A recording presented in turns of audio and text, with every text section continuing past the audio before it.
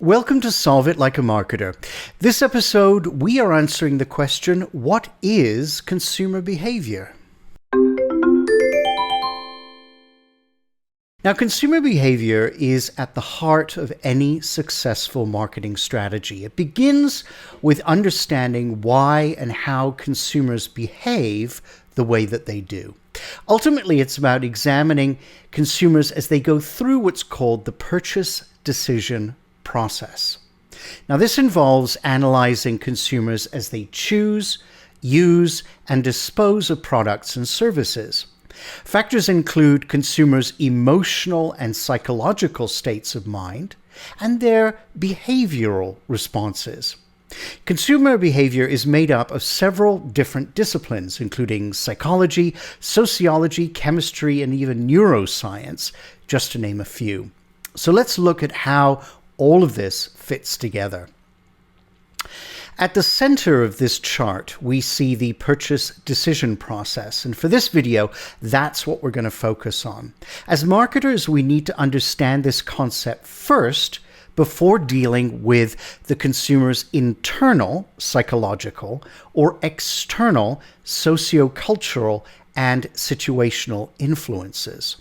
Those, as you can see here, are the factors that affect the buying process, but I'm going to be doing more videos on that later on.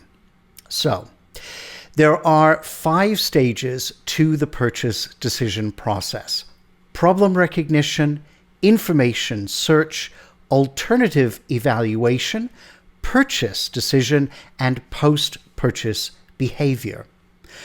Problem recognition occurs when a consumer becomes aware of a need or want that is lacking. And this could be as simple as running out of toothpaste and needing to buy more. Or it could be a want triggered by a marketing effort. For instance, I really want that new iPad. In the information search stage, the consumer searches for options to satisfy that need or want. And this could be an internal search, scanning their own memory to recall previous experience. For instance, I usually buy Colgate toothpaste from the pharmacy. That's what I'll go with again. Or an external search by asking friends, colleagues, turning to social media, for instance, for answers. In the alternative evaluation stage, the consumer may consider other brands, compare prices, complexity of use, and reliability. And this stage comes into play usually when you're making a larger purchase, such as a new computer. Next comes the purchase decision itself. Now, this stage can be influenced not only by product alternatives, but possible incentives that are offered by the seller. 2 key questions the consumer may ask themselves is, when do I buy and from whom do I buy? And finally, we have post-purchase behavior. And this sometimes gets forgotten, but is really important in today's market. In this stage, the consumer may feel anxiety or psychological tension, especially if it was a significant purchase like a computer. Did they make the right choice? And this tension is termed cognitive dissonance and often results from businesses competing for the consumer's attention, such as Mac versus PC. It's essential that the marketer address these fears, for instance, by having a strong customer service follow-up policy and marketing efforts that target not only those thinking of buying, but those who have already bought.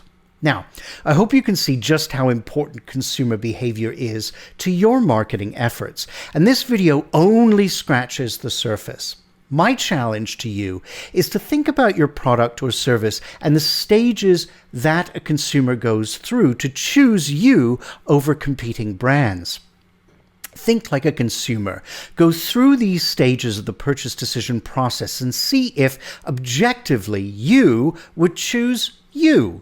Also, how do you address post-purchase behavior? If you can solve that, then you have loyal customers for life. If you have questions for me, would like to suggest a topic, please do write your ideas in the comments section below. How did you find this challenge, for instance?